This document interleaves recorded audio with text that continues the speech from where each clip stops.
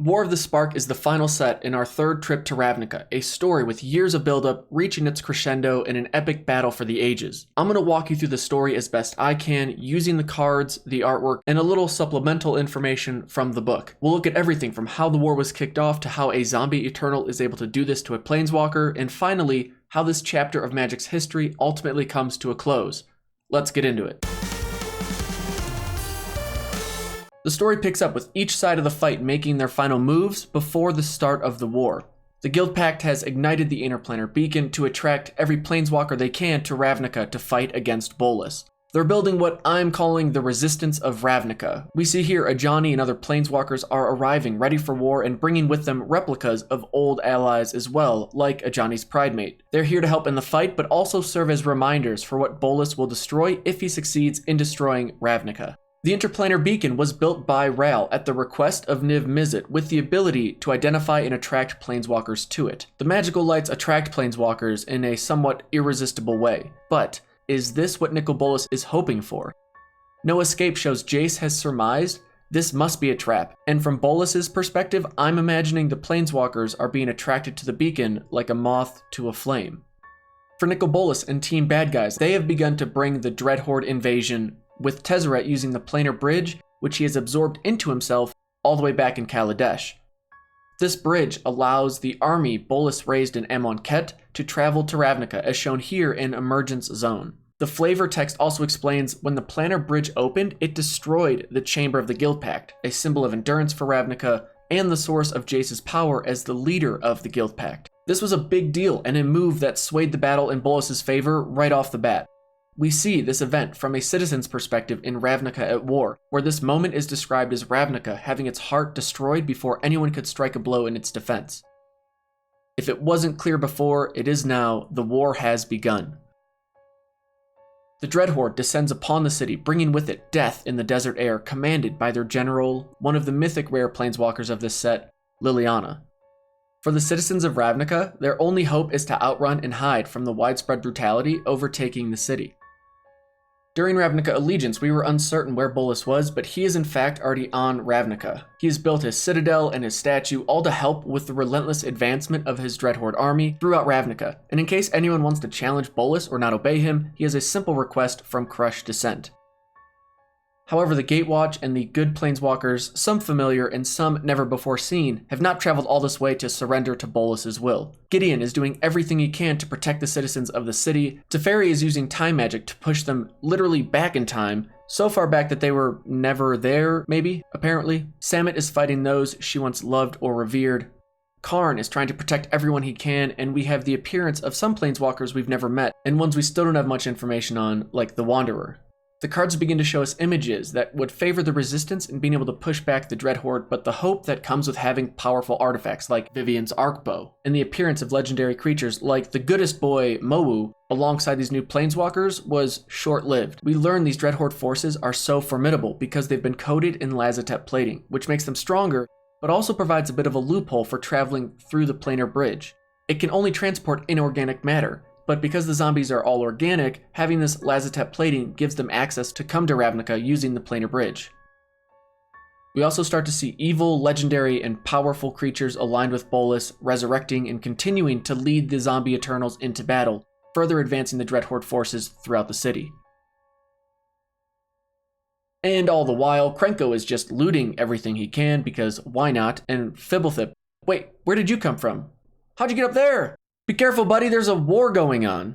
Well, you would think everyone would be focused on a war, but seemingly, out of nowhere, it has also attracted the two people that could not be less interested in what is going on. Nahiri and Sorin. Sorin, who has been trapped in a rock for a very long time, has a lot of unfinished business with Nahiri, and Nahiri has a grudge that she is far more interested in finishing before she worries about something silly like a god dragon destroying everything.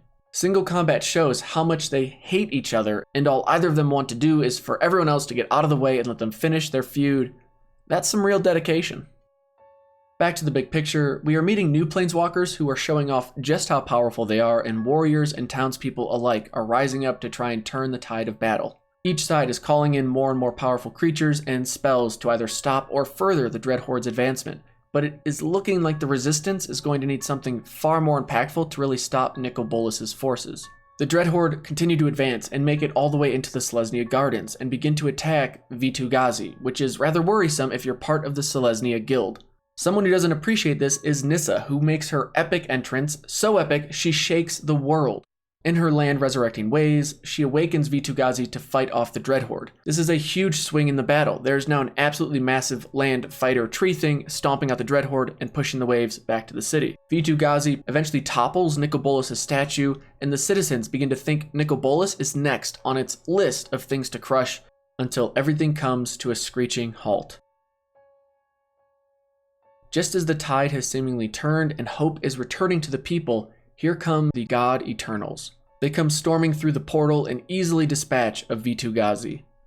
At that moment, seeing such a force of nature which had fought off the Eternal zombies being dispatched of so easily, all hope could have been lost. But Gideon convinces the people to keep fighting with a pledge of unity. He's got plans, and he and the Boros Legion realize it is quite literally their time to shine, assembling an assault on the ground and in the air. However, Kefnet is quick to jump or fly up and challenge the Parhelion II and show again how strong the God Eternals are. But have you noticed something? While we've been learning about the ebbs and flows of the war and the immensely powerful beings we've seen rise and fall in defense of Ravnica, Nicol Bolas has been MIA this entire time. Ravnica has yet to even see, let alone begin to fight against the most powerful being here, and he has watched long enough. He casts the Elder Spell, which gives the Eternals, every one of the zombies, the ability to instantly start draining the power of a Planeswalker by just touching them.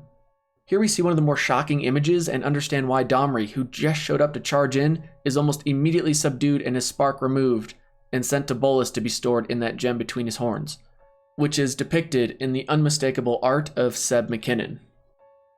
As we saw in the trailer, this is when the Spark Harvest begins and Planeswalkers begin to fall at a startling rate. Hope is certainly slipping away. Now, because Nicol Bolas has the Immortal Son, Planeswalkers cannot planeswalk away from Ravnica. However, they can go through the portal bridge. So in this moment, Jay says, I have a multi-point plan, let's go. Step 1, gather up some Planeswalkers, go into the portal over to Amonkhet to defeat Tezzeret and stop the flow of the zombie Eternals into Ravnica. Tezzeret, through a guilty conscience or just not being a fan of Nicol Bolas' plans, decides to let them destroy his arm, which shuts down the planar bridge with a bomb fashioned by Saheeli, a bird bomb of sorts that I'm going to pretend is seen here in Ob Nixilis' cruelty and not him just torturing a bird for no reason. Tezzeret is ultimately spared, however, after losing his mechanical arm, and since they're on Amonkhet, he just planeswalks away. After that, Ob Nixilis leaves, but Sarkhan shows up saying, I'll tag in, and look at this sweet spear Hazoret gave me that Nicol Bolas made her, and may come in handy. Next part of Jace's plan is to take out the Immortal Son back on Ravnica, which means taking out the Planeswalker that is operating it, Dovin. Dovin, Mr. Know-It-All, thinks he's ready for anything, but that doesn't work out so well for him because he gets way too overconfident, and Chandra, with the help of a shapeshifting Laziv, ends up blinding him with none other than throwing stars? What? Because Laziv is apparently a shapeshifting ninja. I guess we'll just deal with that another time, but since the Immortal Son is now out of commission, Dovin just planeswalks away as a now probably blind guy, but still alive. And now step 3 of the plan is to focus their efforts on Liliana, who is still acting as the Dreadhorde's general, which includes the God Eternals. Bolas comes to her defense, however, so the Gatewatch's plan gets thwarted. Now we jump to another scene. So while Jace was doing all this stuff, all these steps, we get to learn one of the biggest plot holes in the story, which is hopefully revealed in the weeks to come. But did you know that Niv Mizzet is dead? Yep, but Vraska, Ral, and Kaya, as referenced in Contentious Plan, come together and resurrect Niv Mizzet, because why not? I think this is where the cycle of bond cards kind of come into play to show the bonds between the guilds and the new guild pact and why Niv comes back as a 5-color maniac. However, according to the book, Niv charges into battle and then just dies again. An epic buildup to an equally disappointing letdown. So the game plan just hasn't gone as expected and has changed to the most basic thing the Gatewatch can hope to accomplish, which is get Gideon and his best friend Blackblade to within striking distance of Bolas. Now the Gatewatch knows Blackblade was the key to striking down Bolas, so Gideon tries the route that so many folks think the Lord of the Rings could have gone and just jumps on a flying animal to where he needs to go. In this case, a horse friend named Promise, which seems promising until Promise gets shot out of the sky by Oketra. Thankfully, our friend Rakdos, who I'm sure has been enjoying the chaos and fire and death happening all around, he's so entertained, he wants a front row seat to the crescendo of this action. He catches Gideon mid-fall and lets Gideon ride him to take that swing at Bolas, as we see in Desperate Lunge. But here is where we see Bolas's genius. Gideon hits him, and Blackblade shatters. Bolas wanted them to put all this hope and effort in getting Blackblade and to make them think this was the super special sword that totally would kill him. It was not.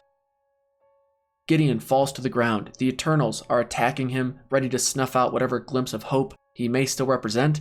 But we should be reminded that it wasn't Gideon who was given the title of the Last Hope. No, that was Liliana. And in this moment, for whatever reason, she realizes death is better than living as Bolas's slave. She makes the ultimate sacrifice, turns the Dreadhorde, including the God Eternals, against Bolas, and Bolas punishes her for betraying him. As she begins to disintegrate, she feels someone grab her shoulder and finds a battered Gideon, transferring his indestructibility to her. Gideon sacrifices himself to save Liliana, who was truly the last hope. We then see the God Eternals get close enough to Bolas and are able to despark him with the help of, guess who? Niv Mizzet. He didn't die, that would be silly, he just rested in the middle of a war and then found time to meet up with Sarkhan to get the spear and then use the super powerful weapon on the person who made it. No Blackblade brittleness this time, just desparking goodness. And to everyone watching in awe, it looks like Bolas in this moment dies, but actually Jason Ugin only wanted people to think he died because killing him doesn't really work. He's too strong and would eventually just be reborn somewhere, somehow. Ugin, Nicol Bolas' brother, also a super powerful elder dragon, says he will watch over him until the end of time, so there's nothing to worry about. Once this happens, the citizens, seeing Bolas defeated, however that illusion worked, jump to celebrating across the plane, as seen in plane-wide celebration. Even in this joyous moment where the people are just elated to have survived, Liliana is not redeemed, as she planeswalks away with that story to be continued. As everything's wrapping up, Kaya joins the Gatewatch and makes an oath of her own, and then we see one of the most calming cards in the entire set. Heartwarming Redemption. This is Gideon in the afterlife, returning home to Theros, and takes on his original name of Kytheon Iora. Here, he is probably just meeting up with old friends. And that's where our story ends, is Gideon sacrificing himself to basically save everyone. Even though Liliana was the last hope, she couldn't have been successful without Gideon's sacrifice, so at least he gets the assist. And that card, that artwork, it looks calming. It makes you feel relaxed. It lets you know everything's going to be all right. For Gideon, for our Planeswalker friends, in life in general, we're going to be okay. Sure, there's some plot holes in the story, but we are going to keep getting information from Wizards, which is pretty cool to look forward to. I think overall, with how this set was spoiled and doing it in a somewhat chronological order so that we could follow the story along with the new cards being released, was just a really clever idea. I think it was a great way to build engagement for us, the players, or anyone who's just a fan of the game and the lore of Magic. And when you have these years of buildup, it's really hard to hit whatever expectation everyone has. And I'm not just referencing Game of Thrones and how